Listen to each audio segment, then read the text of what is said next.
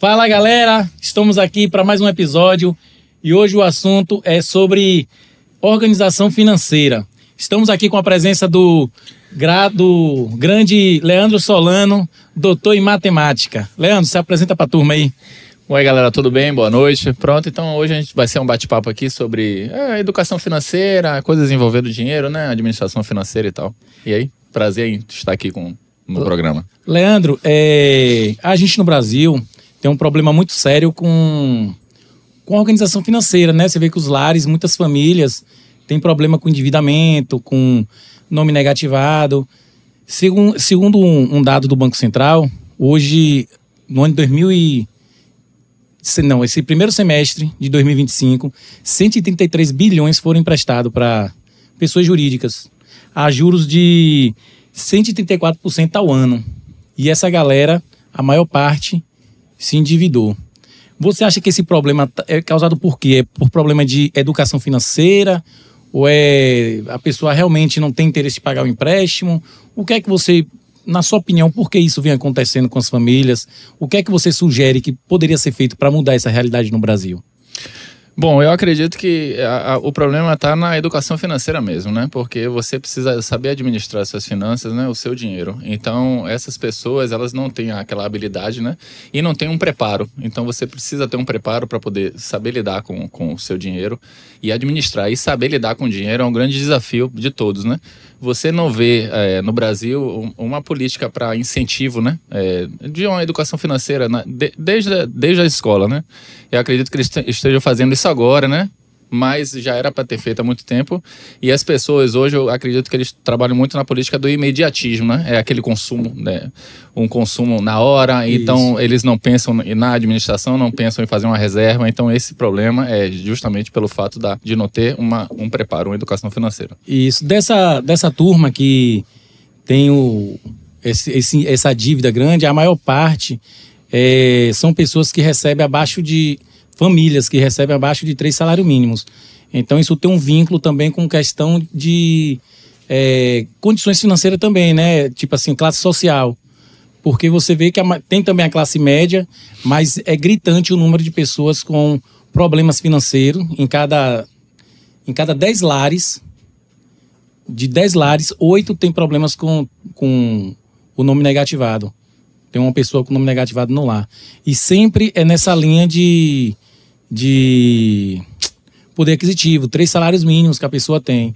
Então, assim, isso seria algo que teria como ser resolvido através de uma educação em escola, você acha? Ou, sei lá, um programa do governo ensinando através de TVs? Como é que você acha que poderia ser feito isso, essa solução?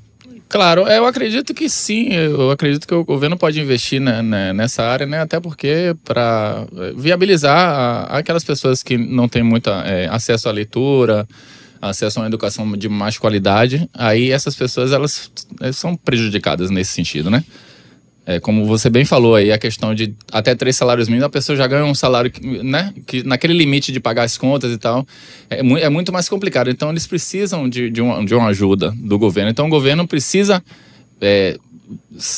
verificar essa importância, né, da educação financeira para que essas pessoas consigam, né, administrar o seu dinheiro da melhor forma para poder ter uma vida melhor, uma qualidade de vida melhor. Entendi. O brasileiro ele tem muita dificuldade, né? O brasileiro em si, todo lugar do país, não é uma região específica, ele tem uma dificuldade de lidar, né, com a organização financeira. Você acha que com essa reforma, com essa PL que foi aprovada do imposto de renda, você acha que isso vai se mostrar de forma clara, mais plausível na vida dessas pessoas, que a partir de quando a pessoa hoje recebendo 3 salários mínimos já paga o IR, correto? Sim. A partir desse momento não vai mais pagar o IR, né? Até 5 mil reais. Sim. Você acha que isso vai ajudar ele a melhorar, ou o fato de não ter educação financeira também não será uma solução? Boa pergunta. É interessante porque assim, a gente tem algumas interpretações dessa pergunta. É claro que com essa isenção de até 5 mil reais do imposto de renda, a pessoa já vai ter uma folga, né? O problema, eu acredito, do brasileiro, das pessoas, de muitas pessoas, milhões de pessoas, é justamente já colocar esse dinheiro, criar uma despesa com esse dinheiro. Então, não basta somente o governo trabalhar para ajudar nesse aspecto, né? De você ter uma folga, ter um privilégio então, tipo, digamos, uma folga financeira.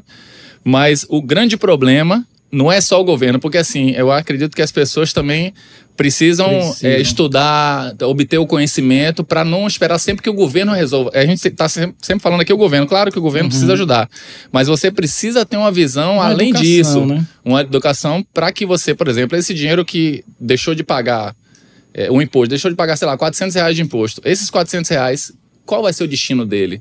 Você vai incorporar isso a uma nova despesa? Então o brasileiro é craque em fazer isso, na minha visão, entendeu?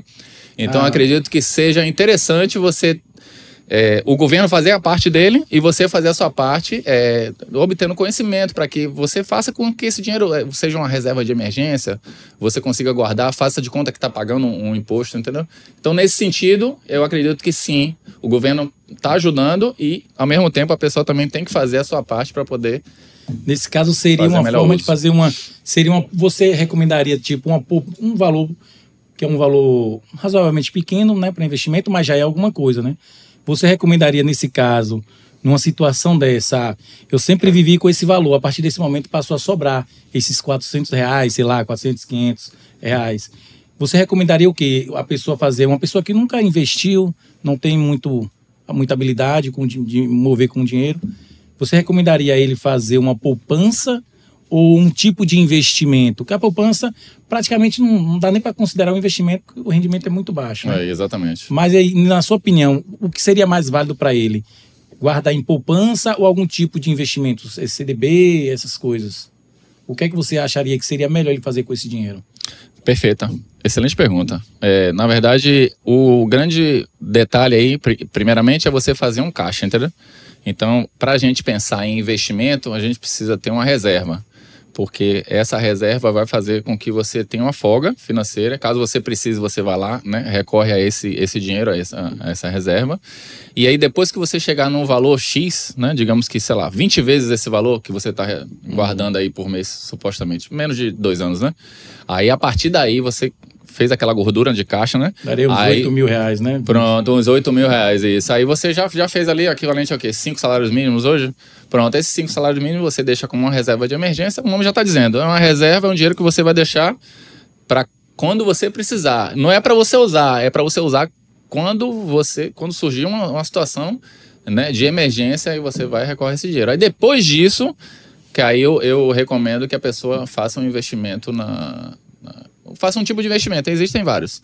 Mas para essa reserva de emergência ainda, falando nesse assunto, ele pode colocar num CDB com liquidez diária, porque aí você pode sacar esse dinheiro em qualquer momento. É como se fosse uma poupança. Passar por uma dificuldade, né? Exatamente. Aí a poupança, como você bem falou, é muito ruim, um investimento muito ruim, então esse CDB ele supera, né, o rendimento da poupança, aí você pode deixar ele guardado ali. O CDB está rendendo quanto hoje, mais ou menos, assim, mensal?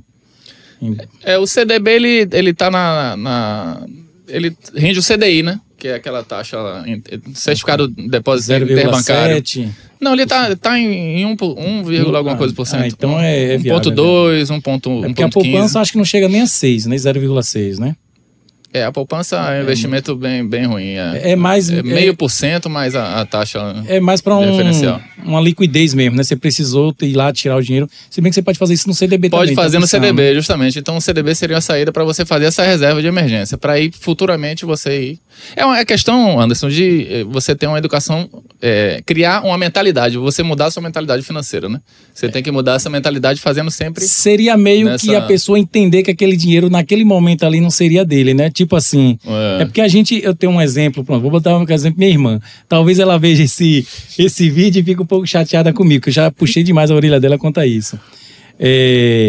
Sempre que ela tem um dinheiro... mas agora ela até que se disciplinou, ela me mostrou, ela tá indo bem. Mas antes disso, ela tinha... Sempre que sobrava um dinheiro, ela não conseguia entender que aquele dinheiro era um valor que ela poderia... Já que não fazia parte da despesa dela, ela poderia desviar aquele dinheiro para alguma outra coisa, né? Um investimento, um CDB, alguma coisa assim, alguma poupança. Mas sempre ela conseguia fazer uso do dinheiro para as despesas. Me diga uma coisa, para uma pessoa que recebe pouco, né? Que é a maior realidade do Brasil, que recebe 2, 3 salários mínimos, 4, no máximo 4 salários mínimos. Qual seria o primeiro passo para uma pessoa assim que recebe esse valor começar a ter uma forma de investir esse dinheiro, de guardar? Como é que você faria? Seria através de tipo planilha? Ele teria que listar os gastos dele? O que é que você... Qual a opinião que você daria para essa pessoa, pelo menos começar a fazer a reserva dela e poder ir lá na frente, como você falou, juntar uma grana, começar a fazer um investimento melhor? Qual seria o passo a passo, as despesas que ela deveria olhar? Seria despesas dentro de casa, o lazer? Como é que seria? Você tem alguma opinião em relação a isso? Claro, para você iniciar, né, algo que você não está acostumado a fazer, é claro que você vai ter que abrir mão de uma outra coisa, né? Então, assim, eu acredito que seja no sentido de você cortar custos desnecessários, né? Então, inicialmente, você corta, assim, às vezes tem pessoas que têm todos os tipos de streams, né? Disney, Amazon, isso, né? E aí você às vezes nem comum. usa, né? Hoje a gente tem uma vida bem corrida, né? A gente quase que não tem tempo para muita coisa. E às vezes a pessoa paga, sei lá, R$200 por mês só de streams. Só de streams. Aí você reduz para R$100, vê um método de você, sei lá, reduzir pela metade, aí você já tá vendo sobrar um dinheiro. Então, como eu te falei, é a questão da mentalidade, e essa questão da planilha de custos também é interessante. Você pode fazer uma planilha de custos para auxiliar você nessas despesas. Porque dá para visualizar melhor, né, o cenário. Visualiza melhor. Essa planilha de custo ajuda porque você hoje vai gastando dinheiro e, você, né, e aí você não tem um controle. E isso é importante. É aquela questão do cartão de crédito, né? A gente tem um cartão e eu fico puxando às vezes a orelha de minha mulher, porque ela tem isso. Ela, quando eu comento com ela, mas não deu, o dinheiro não tá dando dinheiro, não tá nem. E aí, como é que não tá? Mas todo dia chega uma compra da Shopee. Vão puxar minha orelha lá em casa também. Já minha irmã, agora minha mulher. Não tem um dia que não chega uma compra da Shopee, do Mercado Livre. Caramba. Todo dia chega uma conta. Mas é aquelas compras baratinhas quando você tá mexendo no site, né? E os algoritmos são terríveis. Sim. Né? Parece que ela adivinha, você nem comentou com ninguém, mas parece que agora tá entrando na sua mente. Entra no cérebro, né? Que você tá precisando disso, aí começa a mostrar. Aí quando você vê o preço é R$25, Sim. R$30, R$40. Aí você vai comprando ali, comprando. Isso aí seria uma forma de compulsiva, né, de gastos. Como é que você... Uma pessoa que não tem realmente educação nenhuma, como é que você faria para que essa pessoa que tem compulsão por comprar, o que é que você sugere assim para que essa pessoa faça? Ele desinstalar um programa do celular ou tipo, não, você vai ter que tomar um curso, não tem jeito. O que é que você acha que seria capaz da pessoa que não tem educação nenhuma financeira? Rapaz, só sabe gastar? Aí eu acho que deveria eliminar o cartão de crédito. O cartão de crédito, na verdade, é um dispositivo, né? Que lhe dá a falsa sensação de que você tem dinheiro. Boa. Entendeu? Porque, imagine, você tá lá, supondo, em um dado momento do mês, chegando no final do mês, você tem R$500, aí você vai comprar algo que é R$2.000. Como é que você vai comprar algo de R$2.000 se você só tem R$500? Eu tô num exemplo um pouco meio chulo, assim. Não, mas você tá entendendo? É bem real, Porque você começa tem o poder a criar... de comprar, mas você tem um poder de comprar que você tá com cartão, mas você não tem a capacidade. Exatamente. Não é isso? Exatamente. Você é como você falou, a falsa sensação de que tem dinheiro. Você compra, você vai conseguir sair com aquele objeto da loja. Sim. Mas você não teve o dinheiro para comprar aquilo, você teve um empréstimo para comprar aquilo. Exatamente. Que, inclusive, um dos problemas das famílias brasileiras é problema com cartão de crédito também. Sim. É um grande problema com cartão de crédito, a dívida que eles têm. Isso aí eu estava vendo também, parece que é 40% da população brasileira adulta. Caramba. Tem problema com cartão de crédito. É um número, se você for ver, é um número bem expressivo, né? Sim, exatamente. Para uma população inteira de um país. Quase metade, né? Isso. E reserva de emergência, que se chama colchão de segurança. Bacana, já ouvi essa expressão. Já ouviu falar? Já. O que é que você tem que falar sobre isso? A reserva de emergência é aquele dinheiro que você tem que estar guardado, né? É o que você falou da necessidade? Eventuais causalidades, né? Eventuais situações que possam lhe pegar desprevenido. Por exemplo, um problema dentário, né? Um problema de uma cirurgia que o plano não cobre. Então você tem inúmeras situações que possam vir a ocorrer, né? Ninguém está livre, né? de situações que possam vir a ocorrer com a gente, e a gente tem que, no momento, tem que ter o dinheiro. Né? Aí tem até o cartão de crédito, pode ser usado na hora, mas aí você vai se embolar, né? A cada vez mais você vai ficar criando muita despesa e é muito alto. Então essa reserva de emergência, ela lhe dá essa possibilidade de você poder quitar. Então eu acho que a reserva de emergência é muito importante. Então quanto mais você puder fazer, quanto mais dinheiro você conseguir colocar lá, melhor para você ter tranquilidade. Por que eu digo isso? Porque quando você for fazer um investimento, você vai lá comprar, sei lá, ações de empresas, né? Frações é tipo, né, uma fatia, né, da empresa, né? Uhum. Você tem a capital social da empresa, aí você é dividido, né, em ações, e essas ações são negociadas em bolsa de valores, aí cada pessoa pode comprar uma ação e fazer parte dessa empresa. Ter participação no lucro, ter participação em votos e coisa e tal, né? Assim, para você investir, você vai comprar uma ação, supostamente, em um dado momento, para pegar um lucro lá na frente, pegar o dividendo. Tem que estudar primeiro. Tem que estudar primeiro. O valor, né? Onde tá. E isso é até um tema bacana pra gente discutir outra vez, a gente poder discutir com mais, né? Com mais detalhadamente. Então você tem que ter uma reserva de emergência para quando você fizer esse investimento, você não tenha que se desfazer dele. Porque imagine, se você precisar do dinheiro e você não tem a reserva de emergência, aí você vai vender aquela ação que supostamente num dado momento está lá em queda, aí você vai ter o prejuízo. Muitas vezes muitas pessoas têm esse problema de criar aquela visão distorcida da Bolsa de Valores, né? Que eles venderam na baixa, ficaram com prejuízo porque não souberam fazer uma reserva de emergência para não ter que precisar daquele dinheiro. Porque o investimento não é para você comprar hoje para amanhã, 2 dias depois ou um mês depois você vender. Você precisa fazer um planejamento, e para isso é como se aquele dinheiro ali, naquele momento, você não tivesse. Porque você tem que esperar, né, o momento certo para vender. Não sei se foi aquela situação, né, que tem acho que é buy trade, alguma coisa assim, que você compra no mesmo dia e vende no mesmo dia. Day trade, né? Isso. Você compra no mesmo dia, não sei se foi uma situação assim, né? Exatamente. Aí já é mas aí já é um tipo de investimento que a pessoa que está fazendo já provavelmente já tem uma reserva, entendeu? É isso que eu estou falando, nesse sentido, entendeu? Me diga uma coisa, como é que você explica a diferença entre renda, gasto, poupança e investimento? O que é que você explica aí? Renda. O que seria a renda? Renda são todo tipo o salário junto com os extras que você faz, né? Toda a receita que você recebe durante um período de tempo. E o gasto, entendeu? Ele tem diferença com... que quando você pega esse valor, né, que você tem da renda e investe numa poupança ou faz um investimento, isso seria gasto ou não? Seria considerado como gasto? Seria um investimento, né? Então, no caso, é um investimento. Eu acredito que se enquadraria na questão do investimento. O gasto, geralmente, são as despesas que você tem, né? Que, no caso, não tem um retorno, né? São as despesas. Seria as despesas ordinárias. Tipo isso. Porque entendi. O investimento, você vai propiciar renda, né? E o investimento seria diferente de poupança? Sim. Porque a poupança, o nome já está dizendo, é para você poupar para algo. Você vai poupar, você vai guardar aquele dinheiro. É o local onde você vai guardar um dinheiro. Esse dinheiro não tem... O intuito desse dinheiro não é você... render. Não é fazê-lo render. Rentabilizar, né? Entendeu? Esse dinheiro é justamente a título de poupar. Então, poupar nesse sentido, de você ter algo guardado, ter algo, né? Seria a função praticamente da poupança, que só é para você não perder, se não desvalorizar, tem aquela taxa baixinha. Para você tentar acompanhar ali a inflação, né? Entendi. Entendeu? Eu gosto muito de usar como exemplo, assim, para mim, né? Que deu certo. Foi quando eu comecei meu negócio. Sim.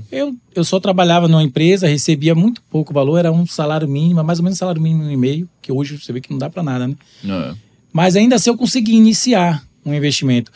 Agora, assim, eu confesso a você que eu não tinha uma educação financeira, ou eu não sei se isso já nasceu intrínseco em mim. Sim. Quando eu comecei meu negócio, minha empresa. Eu sei que eu trabalhava, eu precisava, eu via que aquele valor, que a situação que eu vivia ali não era suficiente, era muito precária, entendeu? Faltava tudo, não conseguia fazer nada, precisava comprar roupa, mas eu nunca tinha dinheiro para comprar roupa, e aí tinha que abdicar de uma coisa para poder comprar roupa. E tudo que eu queria comprar sempre tinha que abdicar de outra coisa. Nunca podia ter as duas ao mesmo tempo. E assim, é muito difícil você iniciar um investimento ou você poupar nessa situação. Porque você está sempre ali precisando daquela demanda reprimida, cruel, que não deixa. Aí você não tem casa, você não tem carro, você mora de aluguel e o aluguel já toma metade da sua renda, um terço da sua renda. Então eu vivia nessa situação, era complicado pra caramba. Aí o que foi que eu comecei a fazer? Como foi que começou a melhorar? Minha empresa de internet, ela começou literalmente eu compartilhando internet. Sim. Começou assim, no início era compartilhando. Aí quando eu comecei a compartilhar com os vizinhos, na época eu me lembro, isso é mais de 12 anos atrás, eu compartilhava e pedia R$30 antigamente. Cada pessoa era em um prédio só de 6 apartamentos. Aí cada um me dava R$30, sendo que o que eu pagava na época era que eu compartilhava era a internet da Oi. Sim. E o valor que eu pagava lá na Oi era mais ou menos uns R$80. Sim. Só que como tinha uns 6 apartamentos, era mais ou menos 6, 7, sobrava dinheiro, né? Sobrava um pouquinho.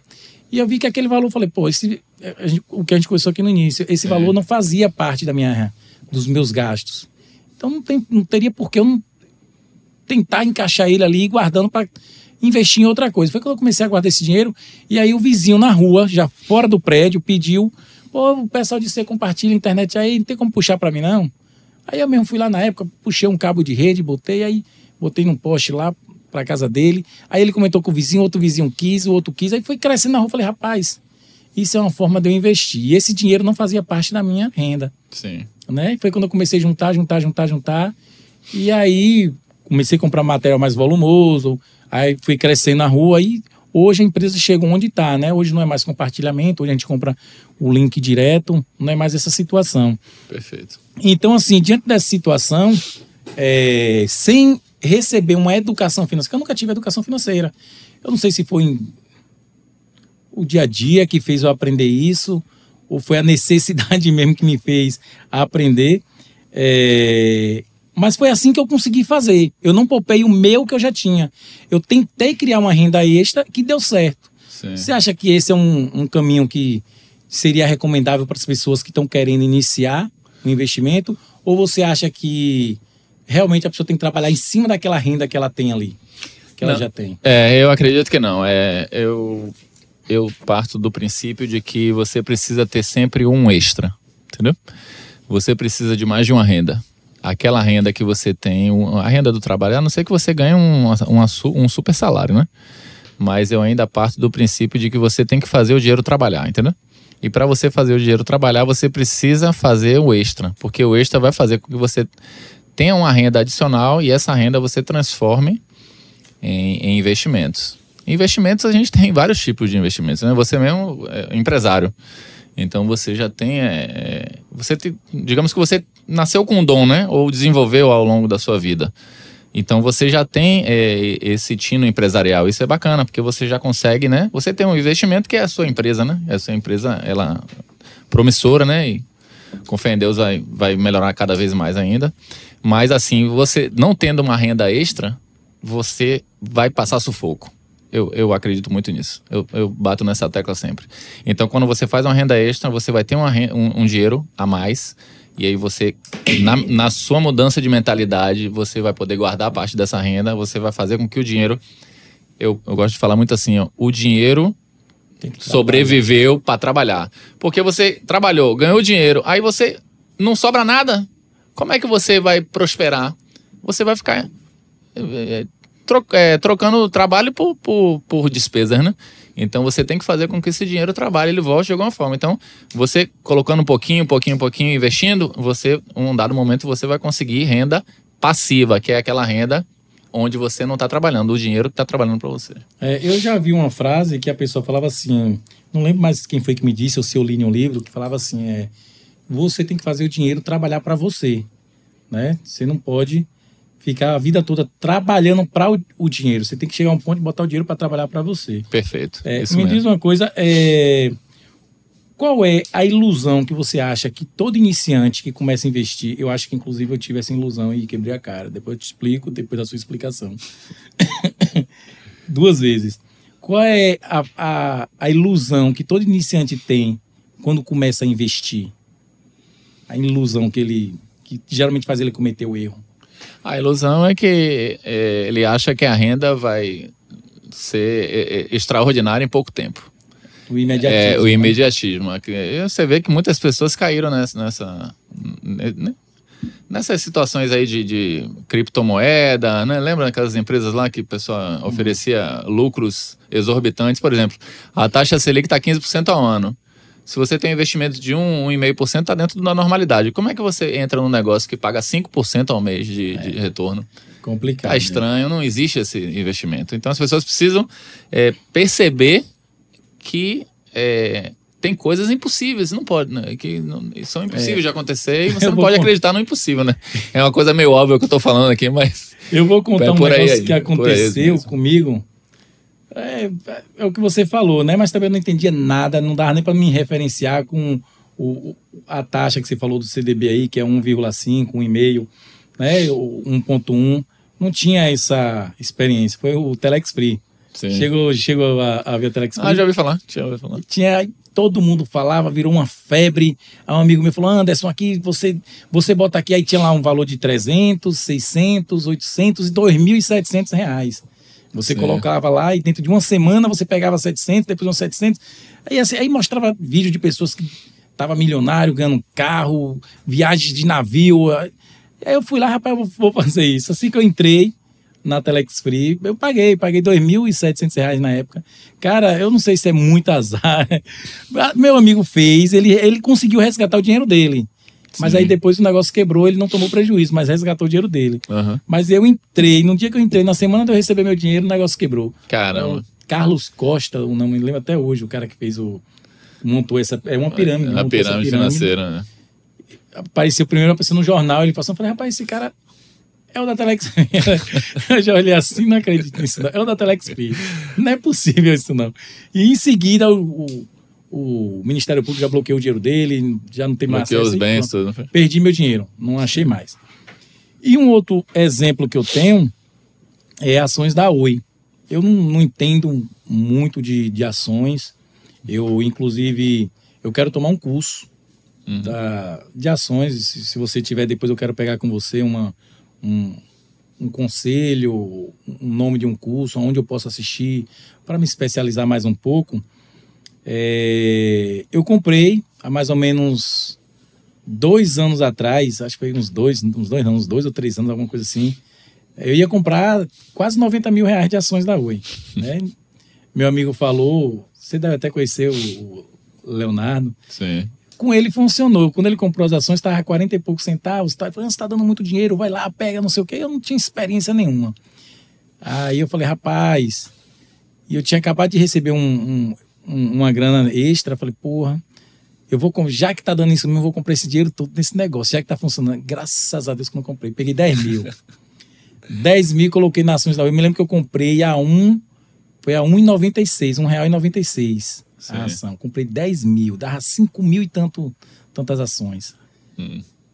Um mês de 10 mil baixou para 7 mil. Aí já fiquei preocupado. Falei, pô, não é possível. Caramba. E todo esse tipo de investimento que eu entro no digital, eu não tenho muita sorte. Mas também eu não tenho experiência. Eu fui sem analisar o cenário. Sim. Aí me joguei. E aí foi cada vez mais baixando. Nunca subiu. 7 mil, depois 6 e pouco. Tá. Hoje, se eu te falar quanto tá lá hoje, eu não mexi. Eu não mexi. Tá lá até hoje. Tá aqui, eu posso te mostrar aqui agora. De 10 mil... Eu vou te mostrar aqui agora. Rapaz, caiu, despencou, né? Se eu te falar quanto é que tá, você não vai acreditar. Menos de R$1.000, hein? Esse é o valor que tá lá, ó. Acho que é minha carteira, né? Você vê que eu não sei nem mexer no equipamento, ou no programa. É aqui, deixa eu ver. Não, acho que é aí. Não é aqui não. É que eu não sei mexer nesse negócio direito. Você vê que eu não tenho experiência. Aquela de Pix, tem nada a ver. Enfim, tá aqui, eu não vou saber mexer para te mostrar. Cadê? Deixa eu ver se você... Rapaz, R$28. Tá, R$28? De 10 mil reais, caiu para R$28. Tá uma coisa com investimentos aqui. Caramba. Imagine. Então, assim, eu não tenho esse perfil, mas acho que é pela falta de experiência. Só que agora que a coisa deu uma melhorada, graças a Deus, eu quero investir nessa área de... Eu estava com dois pensamentos. Um era trabalhar com licitações, né? Que é um negócio bom também. Só que eu acho que é até um pouco mais complicado, né? Licitação, porque você tem aquela concorrência, viajar para outros estados para participar.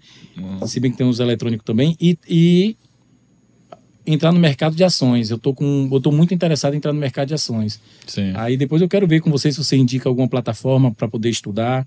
O que é que você sugere? Claro. O que é que você...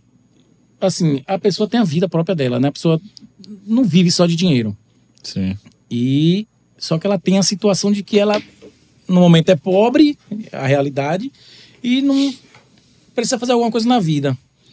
Não tem como a pessoa viver só juntando. Claro. O que é que você recomenda numa situação dessa? A pessoa reserva um pouco para o lazer ou não reserva para o lazer? Eu vou dar um exemplo de mim depois, que eu contei em um dos episódios. Para mim foi dolorido pra caramba, mas eu fiz. Mas você recomendaria o quê? A pessoa teria que reservar um pequeno valor, mesmo sem ter ali naquele momento, reservar um pouquinho no valor e esquecer que tem que curtir naquele momento e focar? Ou a pessoa tem que realmente aproveitar ali, não, esse pedacinho aqui é pro meu lazer, esse pedaço aqui é para investir, esse aqui é para meus custos. O que é que você sugere para a pessoa? Ela deveria se apertar ali e abdicar da vida dela a vida que eu falo do momento de hobby, lazer, naquele momento? Não, eu acredito que o lazer tem que fazer parte da nossa vida, né? A gente já vive, né, numa sociedade, né, um pouco complicada, né? Problemas e trânsito e estresse de trabalho. Então, eu acredito que o lazer tem que fazer parte do nosso cotidiano. Então, eu acredito que a pessoa poderia reservar parte, guardar, né? Guardaria uma parte para lazer e guardaria uma parte para investir, para poupar. Então dá para você fazer as duas coisas, entendeu? Entendi. Porque eu acredito que o lazer, a gente não pode abrir mão do lazer. Nesse tem uns problemas até psíquicos que pode acontecer, né? Exatamente, aí eu acho que o lazer tem que ser. E outra coisa, dinheiro de férias você tem que usar para as férias. Você recebeu lá férias, você não tem que pagar a conta com dinheiro de férias, né? Na minha concepção, você precisa criar essa mentalidade de que você recebeu lá da sua empresa, você trabalha servidor, você recebeu lá um terço de férias. O nome já está dizendo do dinheiro, é o dinheiro para você utilizar nas férias, para você curtir suas férias.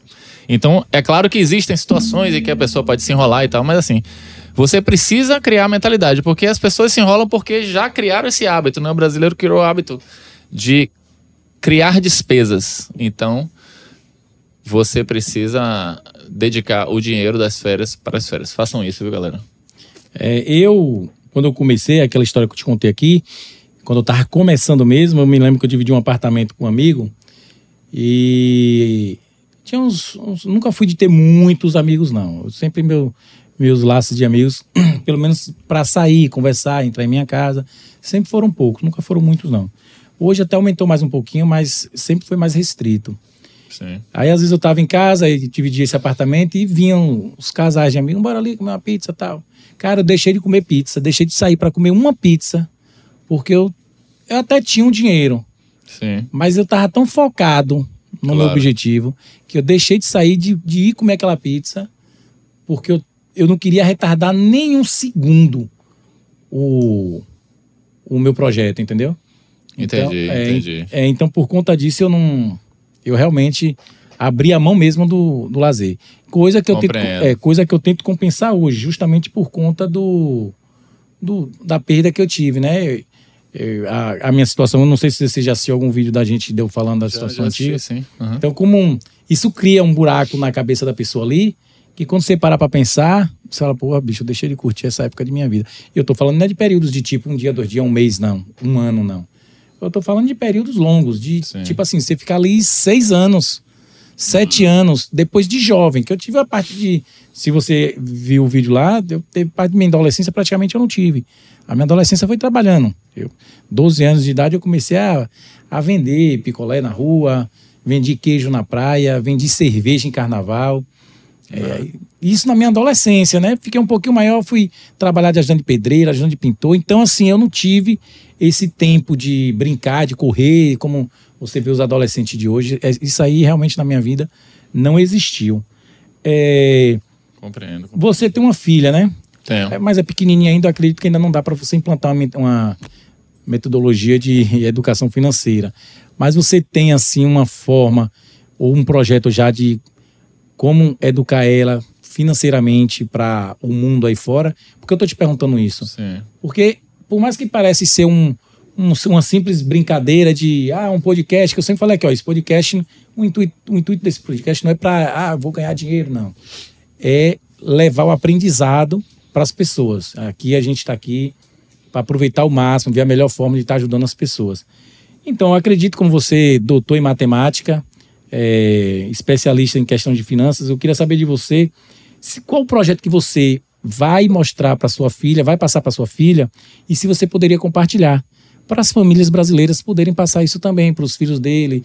Assim, você vai pagar um curso, você mesmo dentro de casa vai dar um tipo de que eu vejo muitas pessoas fazerem assim.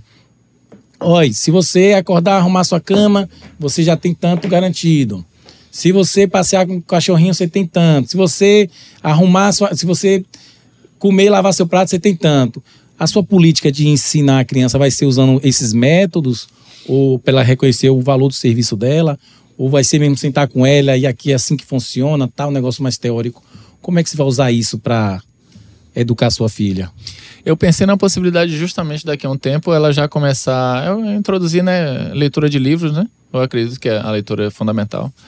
Leitura de livros e num futuro próximo já mostrar para ela como é que funciona a questão de poupar, né? De saber poupar, dar um dinheiro para ver o que ela faria, né? Naquela situação, mostrava as situações. Então acredito que trabalhando com situações mesmo, né? Do dia a dia e introduzindo devagarinho essa mentalidade e futuramente abrir mesmo ali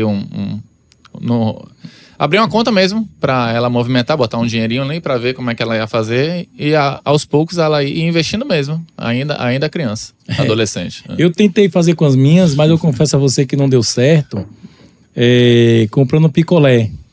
Boa, legal. Comprei os picolés, botei na caixa, comprava picolé R$1 para elas venderem no condomínio, ela e a amiguinha dela vender a R$2, lucrar R$1 em cada picolé, mas eu acho que o consumo do picolé por elas foi maior do que o da venda. Priorizou o lazer, né? Então elas não foram bem sucedidas, não. Eu vou tentar outro método que com comida não deu certo, não. Elas comeram o produto todo. Qual o erro mais comum que você observa nas pessoas com relação a economizar? Não consegue economizar, aí reclama, mas qual é o erro que você vê que essas pessoas sempre cometem com relação a isso? A dificuldade em economizar, isso, né? E você vê ali, você de fora, que às vezes quem tá de fora consegue ter uma visão melhor do cenário, né? Sim. Tipo assim, eu vou dar um exemplo, não vou falar o nome, que isso aí realmente pode incomodar a pessoa se ela assistir, mas tem um amigo meu que ele fala, tô sem dinheiro e tal, mas o cara tá sempre em festa, o cara tá sempre curtindo. Eu vejo que ele tá sempre... Não tem um final de semana que o cara não esteja curtindo. Eu, na minha visão, olhando de fora, isso seria uma forma dele economizar, se ele barrasse mais um pouquinho isso dele. Mas o que você mais vê, que faz as pessoas gastarem, que a pessoa não percebe, eu vi que você falou o negócio do stream de vídeo, é um negócio interessante. Sim. Lá em minha casa mesmo eu tenho, mas só tenho 2 em minha casa, né? Eu uso 2 streams de vídeo. Às vezes dá até vontade de pegar outro, porque eu quero assistir uma série bacana, um filme, quando eu vou botar, parece que coincidentemente só tá no streaming que eu não tenho. É incrível. Pra você fazer todos logo. Aí eu queria saber o que é que você acha que o que mais faz com que essas pessoas não consigam fazer essa poupança, economizar? Quando você falou aí agora há pouco, eu me lembrei da questão da prioridade. Esse amigo seu, por exemplo, a prioridade dele é a festa, entendeu? Então você precisa estabelecer prioridades. Então o grande problema na questão da economia é a prioridade, eu acho, sabia? Você precisa priorizar isso.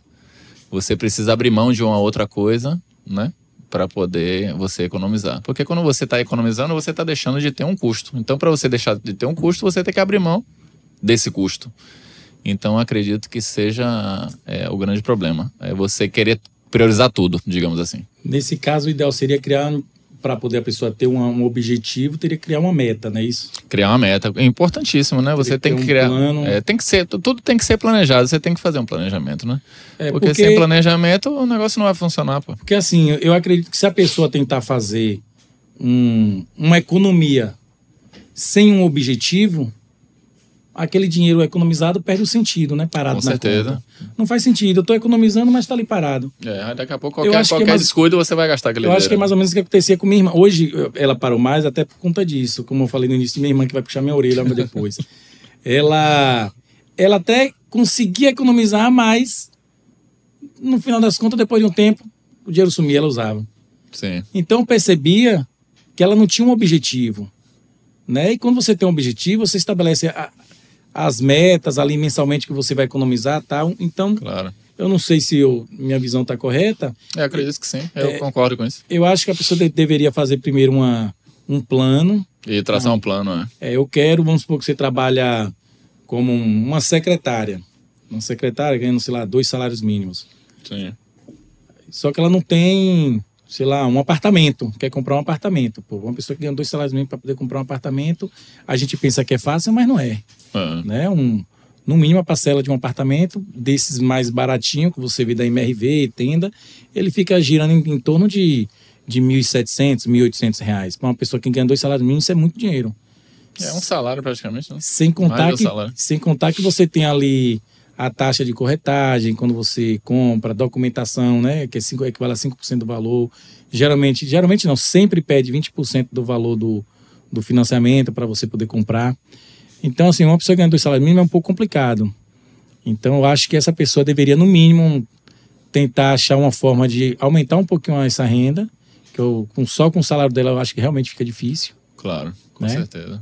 Não sei, eu vejo que as pessoas procuram meios assim, vende um docinho, um salgado, ou então vende perfume, né? Aquelas revistas da Avon, Boticário, e juntar esse dinheiro com o que sobrar dela, para poder conseguir juntar e comprar, dar uma entrada no apartamento. Essa é a minha visão. Ou seja, o objetivo, se não existir, a pessoa gasta. Com certeza. Correto? Correto, sim. É isso mesmo. Queria ver se você concorda comigo. Tem uma frase que usam muito, que é vencer na vida. Isso aí, venceu na vida. E eu vi essa observação, eu não lembro mais o nome dele, um rapazinho, ele falou isso na internet mesmo que eu vi ele falando, e eu achei interessante a observação que ele fez. Essa frase, ela é bonita. Pô, fulano venceu na vida. Mas às vezes fulano que ele disse que venceu na vida, tá com dinheiro, mas não tá feliz ainda. Então aí ele pega e explica. Rapaz, vencer na vida é a pior coisa que pode colocar na sua cabeça, porque você nunca vai ser feliz. Você precisa vencer na vida. Você nunca vai ser feliz, você vai estar sempre correndo atrás do dinheiro. O que é que você acha dessa frase? Você acha adequada ou tipo, conquistei o que eu queria, o meu objetivo? É perigoso, né? Porque a partir do momento que você venceu na vida, você acabou ali, né? Então você venceu e pronto, aí não tem mais nada, não tem mais... Você não almeja mais nada na sua vida, você não vai buscar mais nada, você vai estagnar. Qual o sentido disso, né? Então eu acredito que é um pouco perigoso esse termo, né? De venceu na vida, mas está conquistando objetivos, a pessoa está crescendo. Eu acredito que utilizar o verbo no gerúndio é mais interessante, porque a vida é um movimento, né? Enquanto você tem sonhos, tem movimento, você está vivendo, você está prosperando. A partir do momento que você fala que fulano venceu na vida, ele venceu, pronto, acabou a vida para ele, é isso? Agora ele falou... Nesse sentido, né? Eu entendi, mas... ele falou em outro sentido, ele falou no sentido assim de tipo, você tem que vencer, você vencer na vida, seria tipo assim, você viver numa selva de competição. Entendeu? Entendi, vencer tipo assim, de ser o melhor, né? De ser o melhor, de você estar sempre olhando nas redes sociais, aqui fulaninho hoje está andando de lancha, você tem que andar de lancha também, você tem que... Então ele usou nesse sentido. Sim. E ele falou, a pior coisa que pode colocar na sua cabeça é isso aí, venceu na vida. Com relação ao objetivo, eu já acho que, tipo assim, eu nunca pretendo parar de trabalhar, nunca. Sim. Mas eu pretendo dar uma puxadinha no freio de mão, porque é cansativo. Quando você está ali na ativa, realmente, que você precisa ganhar dinheiro, você precisa correr atrás o tempo todo, é cansativo, você deixa de viver, você tá sempre com preocupação na sua cabeça. Sim. Então, eu já botei, eu tenho uma meta, né? E essa meta que eu coloquei é em cima, eu me baseei em cima do que eu tinha no passado, né? Da situação que eu vim e na situação que eu pretendo chegar. Só que assim, você tem exemplos de gente muito ricas, tipo aquele dono do Walmart, o Sam Walton, né? Esses caras muito milionários e que morreu ali, bilionário, morreu ali sempre com todo afinco, trabalhando. Sim. Eu não pretendo nesse ponto. Talvez ele sentia prazer em estar dessa forma, eu não sei. Claro. E eu acho até bacana, acho bonito, mas eu não quero pra mim. Entendeu? Eu não quero pra mim. Eu quero... O que eu trazi da minha vida, já conversei até com minha mulher, é o seguinte, eu quero ter uma casa boa, né? A gente tem nossa... Que a demanda, na contabilidade chama demanda reprimida, né? O que você... É essencial... Sim. E você tem que conquistar ainda para poder aí sim você começar a desfrutar do que você ganha. Claro. Então, assim, eu não tinha uma demanda reprimida, graças a Deus a demanda reprimida eu já superei. Só que eu ainda não superei, assim, eu saí do zero, né? Sim. Zerei minha demanda reprimida, que é o quê? Hoje em dia é essencial você ter um carro, você ter uma casa, sim, né? Claro.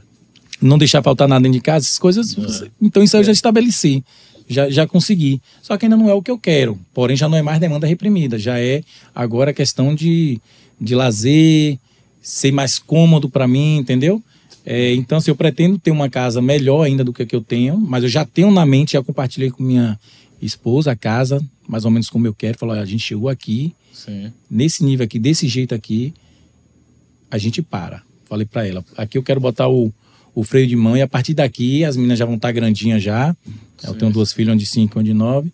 Então, assim, a partir daqui é curtir, é viajar, conhecer novos lugares, ir para outros países, aproveitar a vida. Eu não quero mais continuar sofrendo. Você, no seu caso, você tem esse... Já pensou em botar esse objetivo na sua vida? Você já tem esse objetivo de um dia... Assim, mas eu não vou parar, não. Claro. Né? Meu negócio vai continuar lá, mas sem... Vai desacelerar e você vai ficar mais isso, tempo mas tipo assim, eu não vou mais sacrificar uma viagem minha como já aconteceu. Sim. Certa vez eu viajei para Gramado. Muito bom lá. É um lugar lindo. E deu um problema na empresa e eu tive que ficar num passeio até naquele Lago Negro, se eu não me engano, Lago Negro. Pô, acho que é Lago Negro. Eu não me lembro o nome também, não. Eu fui nesse eu tive que ficar o passeio todo praticamente no telefone resolvendo. A mulher ficou lá ocupada no passeio e eu do lado o tempo todo no telefone resolvendo. Então, assim, isso não vou deixar mais acontecer quando chegar nessa época. Porém, eu quero ter meu negócio ainda funcionando, nem que seja algo mais seguro. Eu penso muito em construção civil, né? Construir.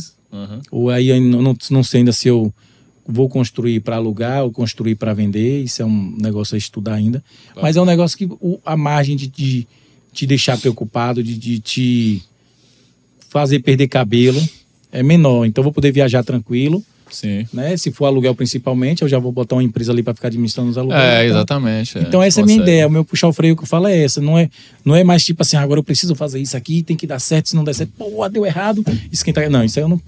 Quando chegar nesse período eu não quero mais isso. Você tem isso na sua mente ou pensa em tocar o barco sem parar aí, sem ter metas e a vida vai ser isso aí até o fim?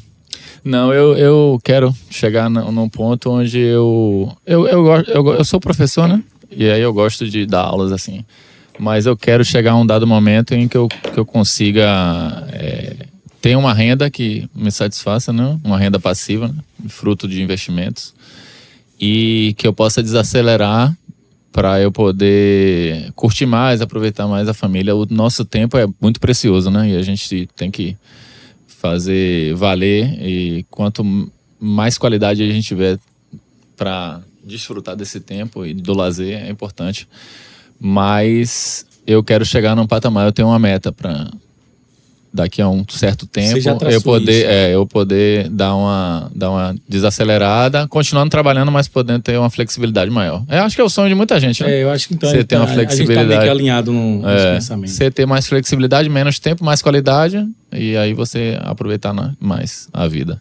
E com relação ao governo, o que é que você acha? Você acha que a gente tem dificuldade, a maioria das pessoas tem dificuldade, o governo atrapalha, o governo atual que a gente está, atrapalha nessa situação de poupar, de tentar iniciar um novo negócio, ou é neutro? Eu acredito que seja neutro. Neutro, né? É claro que as situações e as melhoras no seu trabalho, em situações, né, que impactem no seu orçamento, claro que o governo vai ter uma certa influência, né, obviamente, mas você tem que manter o seu foco, né?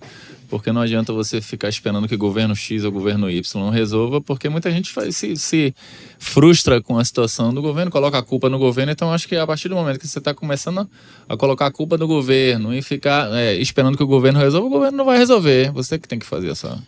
Você não pode ficar esperando só a sua aposentadoria, né? Porque você tem que também fazer a sua vida. Você tem que viver a sua vida e não colocar a sua vida nas mãos do governo, digamos assim, né?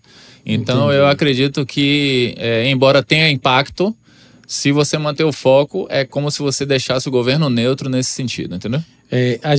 Nós fizemos aqui um episódio, eu acho que foi o anterior, tem 2 episódios atrás, e o convidado, ele falou justamente sobre isso. Eu fiz a pergunta... Não foi sobre isso, mas a resposta que ele deu coincidiu com o que você falou. Ele falou bem assim: Anderson, o nosso governo, o nosso empresariado brasileiro e o brasileiro em si é muito safo. Os caras são muito espertos. Velho, o governo vai, taxa um produto em tanto, mas ele não deixa de tomar a cervejinha dele, ele não deixa de fazer os compromissos dele. E o empresariado, se subiu aquilo, ele consegue repassar o valor, ele sempre consegue esticar de um jeito, mas não atrapalha. Ele falou assim mesmo, o governo não atrapalha nessa situação. E o cara ele é até da direita, ele não é nem da esquerda, né? Sim. Ele é direita. Então, achei interessante o que ele falou. Eu também julgo ser positivo o que você falou. Eu vivo isso na prática, né, com relação à empresa. Sim. Tem coisas que realmente pesam no orçamento da empresa, quando se trata de tributos. Sim. Pesa um pouquinho, mas a gente que ainda não é empresa que fatura milhões, então a gente pode até, por força do hábito, dizer que o governo não presta, dizer que o governo é ruim, que atrapalha, mas às vezes a gente fala só por força do hábito. Sim. Porque assim, pelo menos para mim, na minha empresa, na categoria de minha empresa, eu ainda não sinto esse impacto nas tributações que vem sendo causadas. Tipo, essa questão mesmo do imposto de renda agora. Sim. As pessoas que ganham até 5 salários mínimos vão deixar de contribuir, porém o governo vai repassar esse valor para os super ricos. Eu não me encaixo nesses super ricos. Sim. Você entende o que eu tô falando? Entendi. Eu não entendo. Então, eu vou falar só por força do hábito que o governo atrapalha as empresas? Não me atrapalhou em nada isso. Sim. Ele realmente vai taxar lá em cima dos PLs, mas ele está falando de empresas, se eu não me engano, é 150 mil. Não o faturamento da empresa. Sim. O PL que é de 150 mil. Né? Ricos, não é super ricos, os ricos. Quando tiver um PL de 150 mil, que aí sim vai pagar 10%. Uhum. Mas abaixo disso, o cenário continua quase o mesmo, não muda nada. Mesma coisa, né? Então eu não vou sair disseminando por aí que o governo atrapalhou por conta disso, por conta daquilo. Claro. Só porque as pessoas falam que o governo... Na minha realidade, pelo menos na minha realidade, na minha empresa, isso não é verdade. Sim, sim. Isso não é verdade. Assim, uma coisa que vai atrapalhar, se realmente surgir. E tá querendo tirar a escala 6x1, não é isso? E criar outra escala. Tem essa. Essa já complica mais um pouco, porque a partir do momento que você aumenta o número de folga do funcionário, você tem que suprir aquelas horas. Aí eu tenho que contratar mais funcionário para colocar na empresa. Aí realmente... Vai ter uma despesa, né? Nesse sentido, uma contratação de um funcionário, 2, 3 funcionários, é muito cara. Sim. Porque o funcionário recebe ali, hoje, vamos supor, ele recebe R$2.000, mas o custo que você tem é quase R$3.600. Então, aí nesse sentido, impacta diretamente. Quando ele mexe em relação a benefícios para funcionários, onde as empresas que têm que arcar, aí realmente salga o orçamento da empresa. Claro. Eu digo isso porque você não está falando de um funcionário. Isso. A partir do momento que ele cria uma situação dessa, de uma escala dessa, isso vai servir para todos os meus funcionários, de todos os setores. Você entendeu? Então aí realmente... bastante. Mas até então não foi, tá para ser votado ainda, não foi votado. Eu, sinceramente, eu espero que não seja aprovado, porque realmente isso vai pesar no orçamento da gente. Mas hoje, com o que a gente tem aí, com o 10º, com as férias, 1/3, cara, dá para dividir a fatia do bolo, cara. Dá. Tranquilo, né? É porque tem gente que é muito ambicioso e tipo assim, eu vejo muito isso acontecer. Tem gente que é muito ambicioso, cara. Acha que usa muito esse argumento. E olha que eu sou empresário. Eu era para estar falando ao contrário. Entendeu? Eu era para estar do lado, digamos assim. do lado de lá, né? Mas eu tô falando o quê? Tem gente que acha que o funcionário somente com o salário seria suficiente, né? Ah, tem que ser que nem nos Estados Unidos, meritocracia. Beleza, pode ser igual nos Estados Unidos. Mas você vai pagar o valor da hora a ele aqui, o valor que recebe lá nos Estados Unidos? Você não vai pagar o valor que você paga lá. A hora lá é um valor bem maior. Lá a hora, para quem... É porque eles variam de acordo com a nacionalidade. Se você for imigrante, lá eles estão pagando $20 a hora. E se você não for imigrante, eles varia de $25 a $30, se você for de lá mesmo. É um preconceito que eles têm mesmo com os imigrantes. Sim. Então, assim, se você for ver isso, a gente não paga isso aqui, mesmo sendo em real, né? Então não tem como uma pessoa viver aqui fazendo esse tipo de comparação. Então a gente teria que pegar esse valor e fazer um ajuste. E aí sim você trabalharia através da... Porque lá você não tem CLT, você não precisa, quando contratar o funcionário, você não precisa fazer exames, você não tem 13º, você não tem... essas leis trabalhistas todas que tem aqui. Sim. Lá tem também, mas é bem resumido, né? Porque não tem essa proteção toda de sindicato que tem aqui. Apesar de lá também ter sindicato. O pessoal acha que lá não tem, mas lá tem sindicato. Então, assim... Eu, na posição de empresário, eu acho que a gente ainda consegue dividir a fatia do bolo. Eu não preciso... Eu consigo viver muito bem hoje com o que eu estou ganhando. Só que eu preciso estar mantendo sempre ali o negócio funcionando, porque senão eu fico para trás. Sim, entendi. Então, o único cuidado que eu tenho que ter é esse. Então, eu não vou querer botar uma pessoa para trabalhar para mim para ganhar apenas o salário mínimo.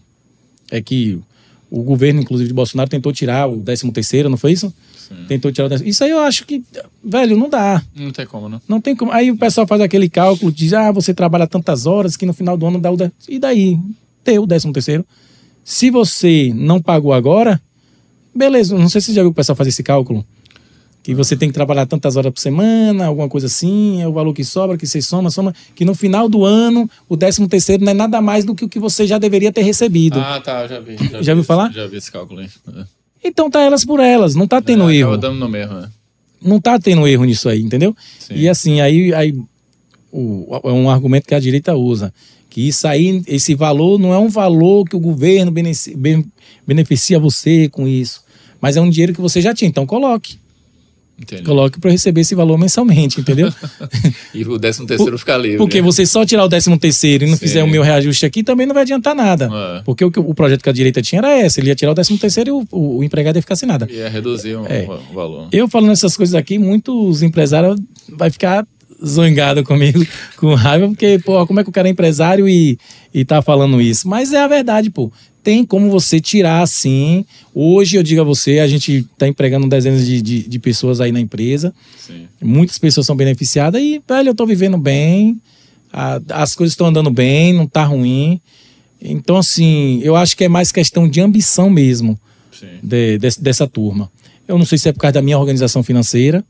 Eu não ando estarrando, você já até me conhece, eu não ando estarrando por aí, você não me vê dessa forma. Então, eu não tenho por que questionar o governo, não, em relação a isso. É isso aí, beleza, pô. Qual a importância de anotar e controlar os gastos financeiros? Eu acredito que Você acha que isso é importante? Eu acredito que sim. A gente tem que... O grande detalhe é conseguir um tempo para ficar anotando. Mas vale a pena porque você vai perceber os gastos que você está tendo, chamados supérfluos, né? Porque às vezes a gente gasta dinheiro com muita besteira. E isso pode causar impacto, né? De alguma forma. Causa, né? na saúde, causa também na questão financeira e tal. E aí você tem uma clareza do que você está gastando. É como eu falei até anteriormente, você hoje vai comprando inúmeras coisas aleatoriamente, uma coisa assim, que a gente não consegue planejar às vezes, né? Você, tem que comprar isso, tem que comprar aquilo. São inúmeros itens que você está comprando, são inúmeras coisas que você está pagando. Então hoje a gente tem um sufocamento nas nossas contas, por conta da, né? Redes sociais também causam impacto, né? A sua mente também, que é vulnerável, também contribui para que isso aconteça. Mas se você tiver tempo e puder fazer um controle e anotar os custos, isso vai ser muito importante, porque você vai melhorar bastante. Eu defendo essa tese. Eu acho que esse problema está muito no cartão de crédito. Cartão de crédito. O cartão de crédito... Um grande vilão aí. Aquilo que você falou no início, ele dá uma sensação de que você tem dinheiro, né? E você termina fazendo essas comprinhas. Você tá na rua, você compra, é baratinho. E aí quando você não anota, chega a conta no final do mês, aí você termina parcelando aquela conta. Exatamente. Né? E os juros do cartão de crédito é um juros... Aí se você entrar nessa de parcelar a compra, aí já era. E muita gente tá nessa pegada, né? Porque você vai comprando, o exemplo dos R$500. Você tem R$500, aí compra algo de 2.000. Pera aí, a prestação ficou 150. Eu tenho 500, 150 pago. Mas aí você vai comprando outros itens. E aí quando chega no final, esse gasto, sei lá, em certas situações chega quase... Passa de 50% do que você ganha. Não faz sentido nenhum você pagar mais de 50% de cartão de crédito. Aí as pessoas vão e parcelam por isso. E aí piora mais ainda, porque agora já juros foi, em cima de juros, né? Aí toma empréstimo pra cobrir, aí já era, entra não. Vira uma bola de neve. Fica complicado, porque aí você vai levar ao colapso financeiro. Então é bom ter muito cuidado aí. Cartão de crédito tem muita gente que sabe usar bem, né? Muitas pessoas usam muito bem. Acumulam milhas, né? Geram, né? Principalmente os agiota, né? Mas o banco gosta, né? Que as pessoas usem o cartão de crédito. Com certeza. Me diga uma coisa.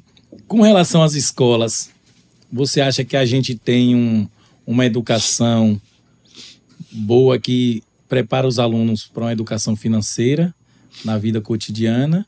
Ou nossa escola peca nesse sentido? Eu acho que deveria priorizar essa disciplina. Poderia implementar, né, no mínimo, ali já no ensino fundamental, né?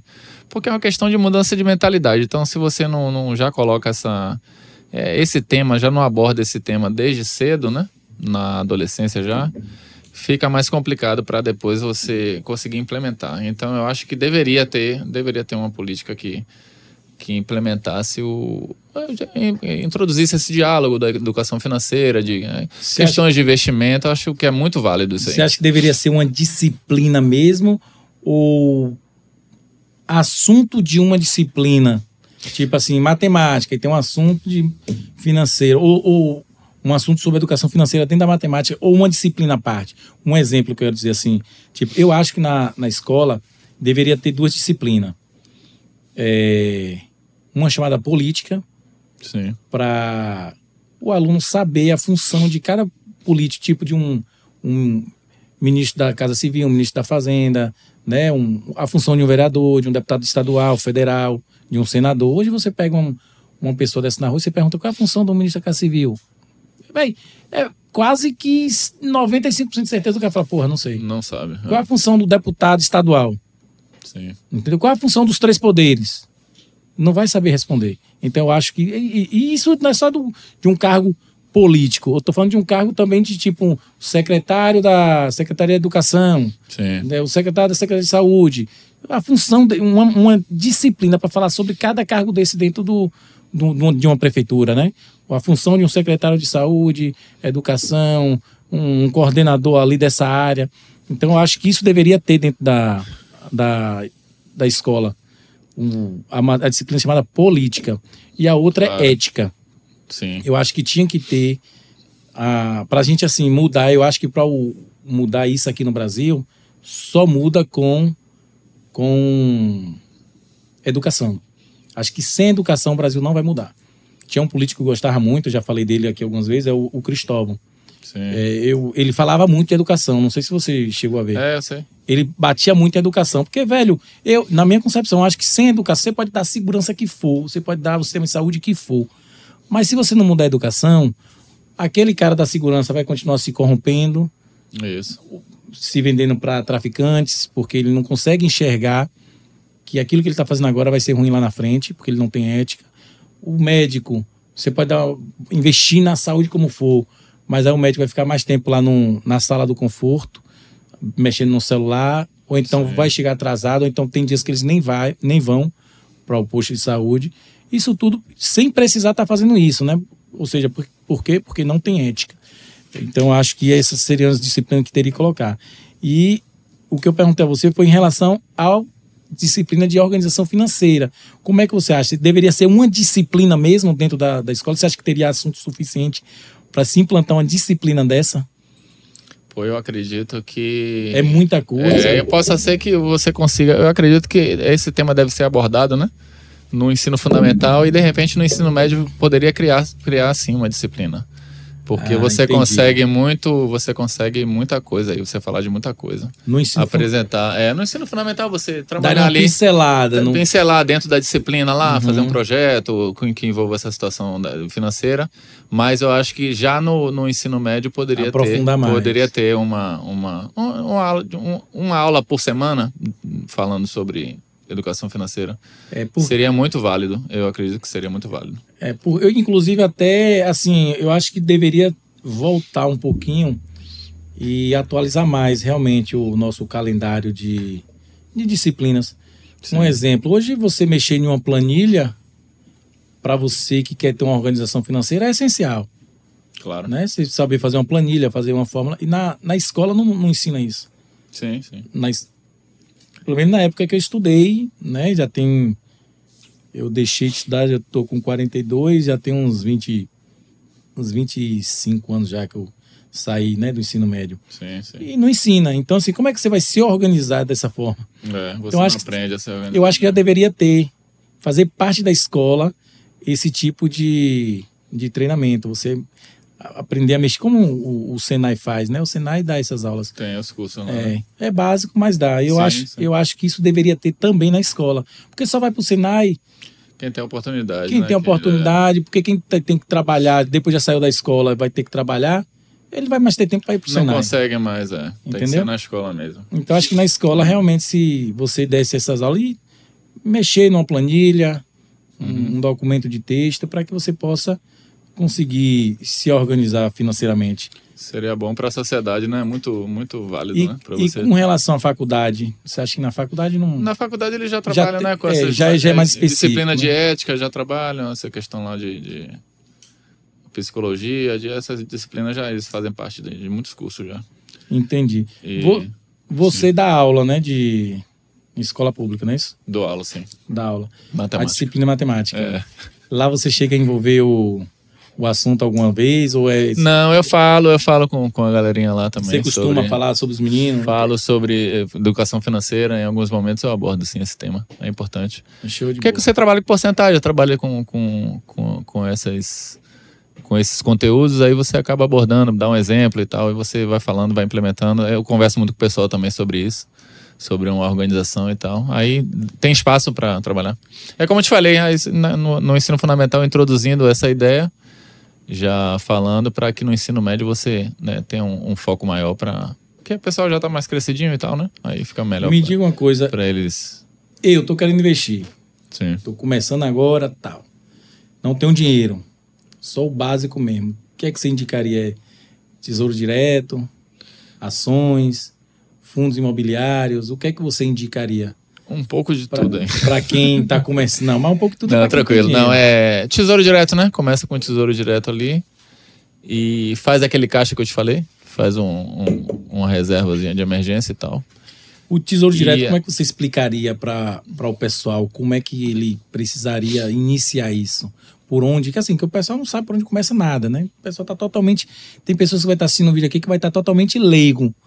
Pô, e o que é tesouro direto? Como é que funciona o tesouro direto? O que é isso?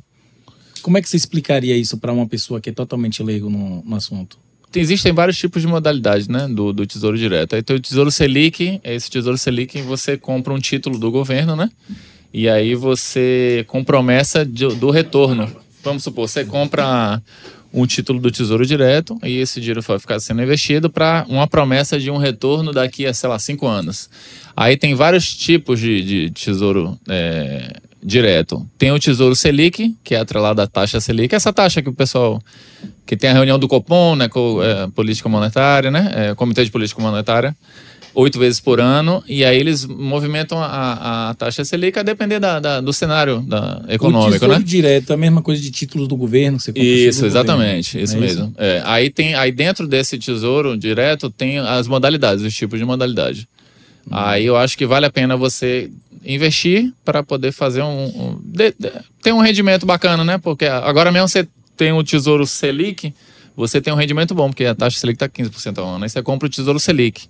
Aí vamos supor... 15% ao mês. Exatamente, 15% ao ano. Mas é porque a Selic está em 15%. Está em 15%. Né? Aí você comprando hoje o Tesouro Selic, vamos supor, a Selic está com...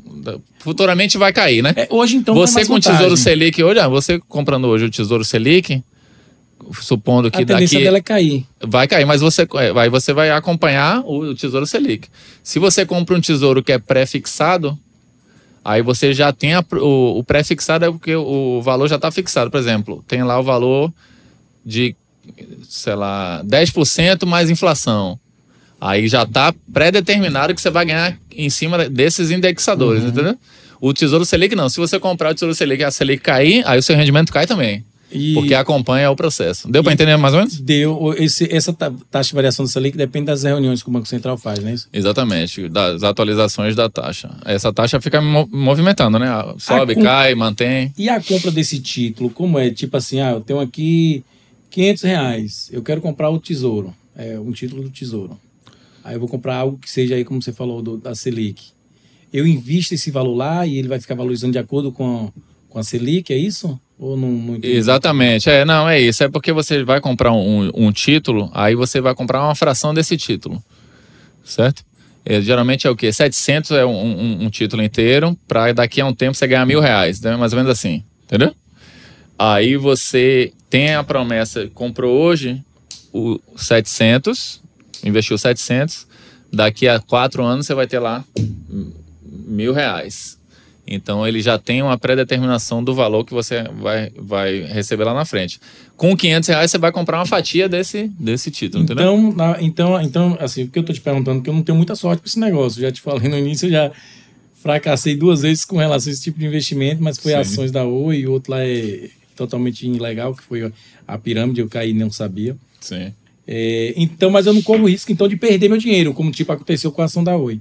A ação da Oi eu botei 10 mil e hoje está R$28. Então, literalmente, praticamente perdi 10 mil. Sim. No Tesouro Direto isso não existe a possibilidade. Não. Meu dinheiro sempre vai estar ali. No máximo vai render menos do que eu acharia que poderia render.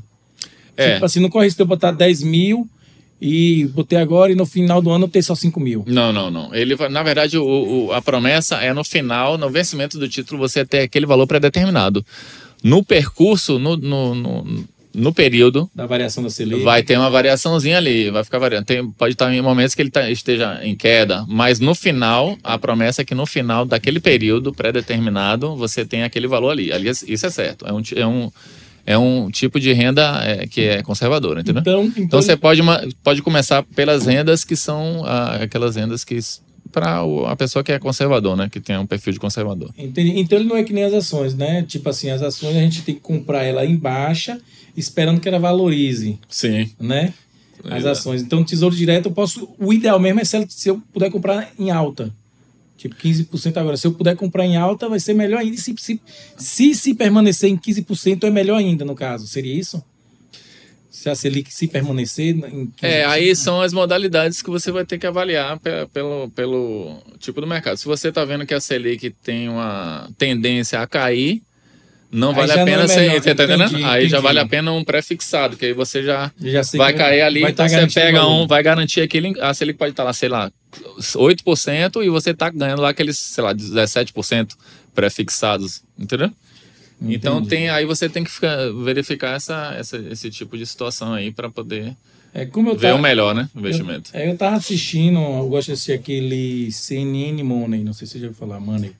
Sim. Eu gosto que ele fala um pouquinho sobre essas coisas. Então, hoje não valeria a pena, né? Porque a tendência agora eu acredito que vai ser começar a cair a Selic, né? Porque já chegou num Chegou teto, numa das máximas não históricas vai aí. subir mais. Então a tendência é cair. Então vai chegar agora que já vai começar a cair, talvez não seja nem interessante eu focar mais na Selic. Aí é bom pegar um tesouro, de repente, pré-fixado aí. Agora seria uma boa ideia. Eu não... É só mais curiosidade, eu tô te perguntando porque Sim. eu quero entrar nessa área, quero entrar devagar, mas eu não sei se esses investimentos mais seguros, né? Mas como você falou, para quem é mais moderado, quem não é aquele Perfil, cara né? arrojado que quer investir de vez. Depois que eu tomei esse etapa, eu falei, olha, não é um bingo, que a maioria das pessoas entram para compra de ações achando Sim. que é uma loteria, achando que é um bingo, né? Claro, não pode ir assim, não. E foi meu caso. Eu meio que achei que foi um bingo. Eu estava conversando com um amigo meu, ele falou das ações do Banco do Brasil, e comentou comigo que agora, inclusive, caiu. Uma boa ideia. Por conta da taxação aí, e aí caiu as ações. O valor ficou bem abaixo aí. Então eu vou estudar, eu quero só depois que você me passe um curso, se você tiver para indicar um curso ou um site onde eu possa estar lendo sobre isso, que eu realmente quero ver a melhor opção de eu estar investindo nesse tipo de demanda, de Bacana investimento. Pronto, viu? Tranquilo. Pessoal, eu espero que vocês tenham gostado dessa conversa breve aqui com o nosso amigo Leandro Solano, doutor em matemática, correto? Mestre. Mestre em matemática e especialista também em finanças.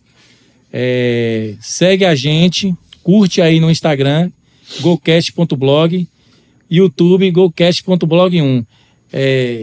Se despede da nossa galera. Muito obrigado aí, pessoal, pela atenção de todos. Eu espero que vocês saibam controlar melhor o dinheiro de vocês e sucesso para todos. Obrigado pela Obrigado, agradeço sua presença. Pelo convite. Até mais, boa noite. Tchau, galera. Valeu, galera.